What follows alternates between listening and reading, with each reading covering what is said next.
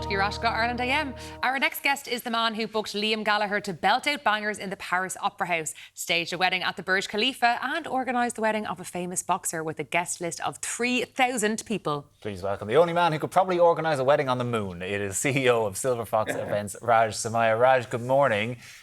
Good morning. People will know you, the celebrity wedding planner, big fat Asian weddings, all that sort of stuff. But maybe bring us back to the start, because it was you and your mum, really. And it was actually, am I right in saying it was a tale of bankruptcy at the start that really got you into the wedding planning business?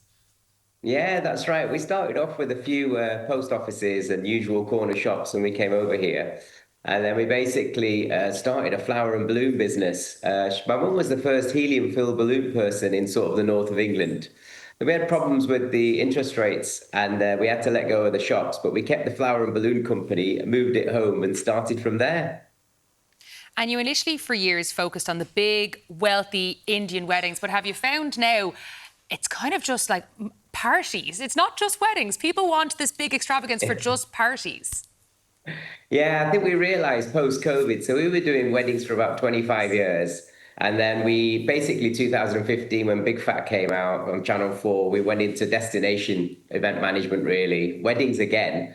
And then when we got up towards COVID and post-COVID, the CEOs and the crazy sort of, the entrepreneurs that we work for, they just wanted to have amazing parties, like amazing 40th, amazing 50th, and like really like bigger than weddings that we were producing. So it was like a whole new area for us. And 50% of our work now is parties and weddings, obviously. What's it like to work for those people? Because they obviously got to where they got to by being a little bit psychopathic in some ways. So, like, when you are the one who's expected to get everything right, that must be quite a bit of pressure.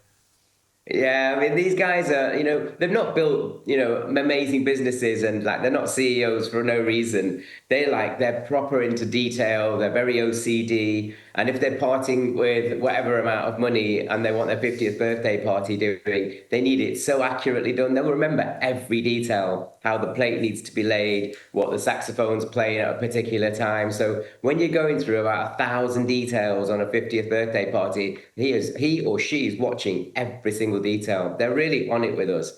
But we managed to, uphold everything they require. We do more than they expected, and they give us a big hug afterwards and say that was fantastic, absolutely brilliant. I can only imagine the levels of stress that come with a job like this, Raj. Like, I'm breaking out in a sweat for you. What do you do to manage those kind of stress levels for yourself in the run-up to these events? I know. I keep mentioning the same story of so obviously when Liam Gallagher was playing at one of the parties in Paris, and what it is with us is that the CEOs really want us to have fantastic parties. So if you're going to talk the talk, you should walk the walk. But we walk on a tightrope. So what we do is try and push our suppliers and deliver something that Silver Fox can that other people can't, because there's no point in us being there in the end, really. So we do push boundaries, we do take risks, but calculated risks. And things like having Liam Gallagher in, the Opera Garnier with a priceless chandelier above you with decibels of 95, it was really, really tricky. And sometimes you just got to, bend a few rules and apologise later. Ask for forgiveness, not permission. Yeah. So is it true that basically you were kind of worried about this chandelier falling on his head and killing one half of Oasis? So the decibel in that room was 95, but a drumstick alone is 105. So if Liam couldn't hear his own voice in his monitor, then he would basically probably drop the mic and just do one. So it was like I had to make sure that the sound restrictor really wasn't on at the time when he came to sing. So as he was walking along, about, I don't know, it was 5 to 12 or 3 minutes to 12, and I just said to the operator, you're going to have to pull the plug. You're going to have to pull that plug right now, because if you don't and he can't hear his voice, he's going to walk off stage. And the French government, the French authorities and everything else there just wasn't having it at all. They said, no, Raj, we have to have it on. So in the end, we just pulled the plug and we got away with it. And I was watching the chandelier for 32 minutes. It was shaking, but it didn't fall, thank the Lord. And I love that kind of, I don't know, I would have a fear. I'd get in trouble for not following the rules. But you obviously don't have that fear, Raj. I think it comes with experience. So we keep pushing boundaries, but we do honestly sort of, sell things that we can do and deliver upon. But there are certain circumstances. For example, when Amir Khan was landing in this car park opposite Trafford Centre, and we had 3,000 people in the building sat there watching him on video screens. I literally felt like Jack Bauer. I was talking to the guy, and as the helicopter's landing in this car park, I've got 22 Ferraris around him and his Rolls Royce. What we realised was the part of the car park that the helicopter was landing in was pebble dashed, had small stones. So the guy's telling me as he's landing, he goes, Raj, I can't land there because if I do, all those stones are going to go up all over those cars and scratch everything. And So I had to doubt that they were literally, cheap at that cars. point, move the helicopter to another side of the car park, and it was just literally like live TV. Exactly what you guys do on a daily basis. Oh, yeah, And, exactly. With a 3,000 people slight watching. bit more jeopardy, I would suggest, than what we do on a And day-to-day fancier basis. cars. Yeah. Fancier cars. Am I right in saying that when he eventually got into whatever supercar he used, he drove that up to cut the cake? Yeah, he did. Well, look, the really stupid thing is that Hello Magazine have insisted that you can't see the outfits of the bride and groom, but I've got them videoed with 3,000 people. So as they came off the helicopter, I had to chuck 2 black cloths on them, these crushed velvet black cloths, huddle them into the back of his Rolls Royce, and then the chauffeur literally drove all the way into Event City, which doesn't exist anymore, all the way down to the Cape with the 24 supercars following behind, and they all parked up at the back. He drove in right up to his Cape, which was about 10 foot tall, got out of his car, and then, straight to the cake cutting and cut the cake. How cool. That is pretty cool. Sounds like your wedding, It actually. sounds exactly like my wedding. I got married last year, Raj, and it was nothing like that, I can say. But I was reading your approach when you're planning weddings. You say have a wet plan. So talk to us about the wet plan, because I didn't do that, and I wish I'd heard this before my big day.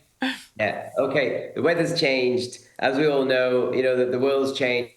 Weather's changed, and we have lots and lots of rain. We also have lots and lots of wind, which is another issue. I was in 4 countries last year. I was in Budapest, I was in Puglia, I was in Greece, in Costa Navarino, and I was in Seville. And honestly, every single event that I had last year in Europe I had a problem with rain. I had to move my drinks reception and my party in Greece. Seville had flash floods in Seville. The Puglia the winds were up. So all I'm saying now is that I would like you to design your weddings where you have a wet plan already. If it's sunny, where it used to be the other way around, then think you can do an outdoor ceremony or an outdoor drinks reception. But please, please, please plan your wedding internally first and then look at your exterior spaces later. Yeah, good advice, especially for an Irish wedding. I'm one of those planning my wedding at the moment. I imagine it's going to be slightly more downscale to what you're used to. But what advice would you have for those who are planning the big day at the minute? Yeah, so a big thing at the minute is all the guest experience. So, people just get, sorry to say, but people just get really bored of attending weddings, and it becomes a bit of a formality and a tick box because they have to be there, their relations or their family friends. Speeches are boring. So please concentrate on the guests. Like, as the guests arrive, have a little bit of fun, have a fun drink, maybe some entertainment. As they sit for dinner, do something during that dinner, have a bit of a comedian or a bit of an entertainer. You can do very cost-effective things on a wedding to make guests very happy and make it very fun. So it's not all about the bride and groom, although I know it's their wedding, but we want to make sure that the guests have a fantastic time. They walk away from that event saying, that was amazing, bangers to the end, Instagrammed all over the place, and they just had a fantastic day. Guest experience. Guest experience. There you go, Sean. Tell me now. I'm planning my comedians. Raj, we've heard about some of your most extravagant weddings, but can I ask you, what's the cheapest event you've ever thrown? So we do like small dinner parties and things for these crazy CEOs that we work for. So we've done little dinner parties for 8 in their houses and things. Cheap, maybe back in the day when He's we like, used I to don't know that word. Cheap, It's 30 no, years, no. give it a break. But I used to do town halls, we used to do school halls, we used to do sports centres. That's how we all started, and then we went into hotels and like Blenheim Palace. So we did the old town halls and things like that back in the day, which were probably a couple of grand weddings. We used to do balloon orders for 275 quid. Bargain. The guy, actually, the guy and girl who, I'm not sure if they're basically they're large entrepreneurs, something to do with Asda, but I did their wedding 30 years ago, and he got married in a community hall with a balloon arch, and it was 275 quid. I did his daughter's wedding 25 years later, and he spent obviously a lot more on his daughter's wedding. But yeah, balloon orders, 300 quid. There you There you go. go, from humble beginnings. Raj, thank you so much for joining us and bringing through that world of luxury and not so luxury weddings. Thanks, Raj. You're welcome. And good luck with your wedding. Thank you. I'll be on to you later. Yeah, about those plans. I'll be on to you about the helicopter. If you could just keep that on book, please. Yeah, No problem. that'd be great. Raj, thanks so much. Next up, Elaine and Shiva, you're going to be chatting fashion. We are with Shirley Lane. What's on the catwalk over there, Elaine? We've no helicopters